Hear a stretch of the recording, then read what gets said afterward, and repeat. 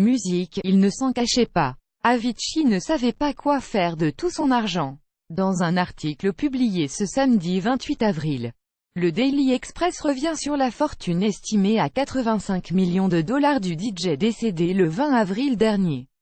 L'article parle notamment de deux dons effectués à une association suédoise et à une organisation américaine d'aide alimentaire. L'un de ces dons a été révélé par la secrétaire générale de Radiohjälpen, une association suédoise qui aide les plus démunis.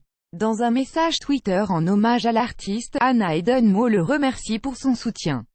Elle dévoile que l'artiste avait donné une somme importante en 2013. Villa Ifrid Timbergling Roseo C #FO-RAT du Ladgrunden Hjälpen.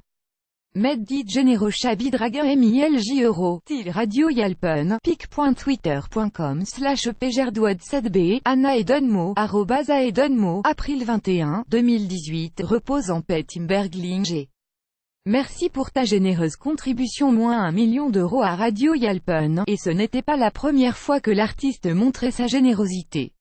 Un an plus tôt, comme vous pouvez le voir dans la publication ci-dessous datant de 2012, Avicii avait décidé de faire don d'un autre $1 million à House for Hunger, une organisation américaine d'aide alimentaire. Après une tournée de 27 dates, quand j'ai commencé à gagner de l'argent, j'ai découvert que je n'en avais pas vraiment besoin. Avicii, qui a été révélé au grand public dans les années 2010 sous son pseudonyme Timberg avec le tube Bromance, avait accordé une interview en 2013 comme le rappelle le tabloïd britannique The Sun où il avait expliqué ne pas avoir besoin de tout cet argent. Quand vous gagnez autant d'argent dont vous n'avez pas besoin, la chose la plus sensée, la plus humaine et la plus évidente, est d'en donner aux gens dans le besoin, avait-il confié.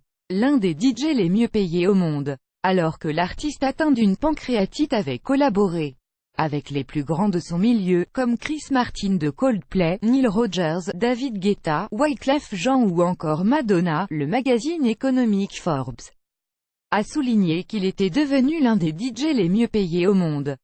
Dans un article paru le vendredi 20 avril, jour de la mort d'Avicii, le magazine américain revient sur les gains du chanteur: 7 millions de dollars en 2012, 20 millions de dollars en 2013, 28 millions de dollars en 2014 et 19 millions de dollars en 2015, a précisé le magazine.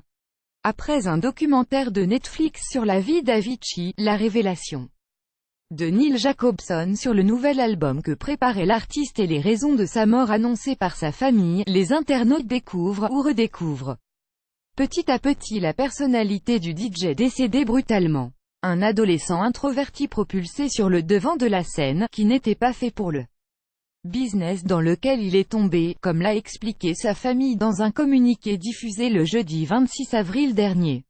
À voir également sur le HuffPost. Lire aussi, un documentaire saisissant sur la vie d'Avicii, mis en ligne par Netflix. Avicii s'est suicidé, laisse entendre la famille du DJ suédois mort d'Avicii. Calvin Harris et David Guetta pleurent, une âme merveilleuse. Pour suivre les dernières actualités en direct sur le HuffPost, cliquez ici tous les matins. Recevez gratuitement la newsletter du HuffPost. Retrouvez-nous sur notre page Facebook.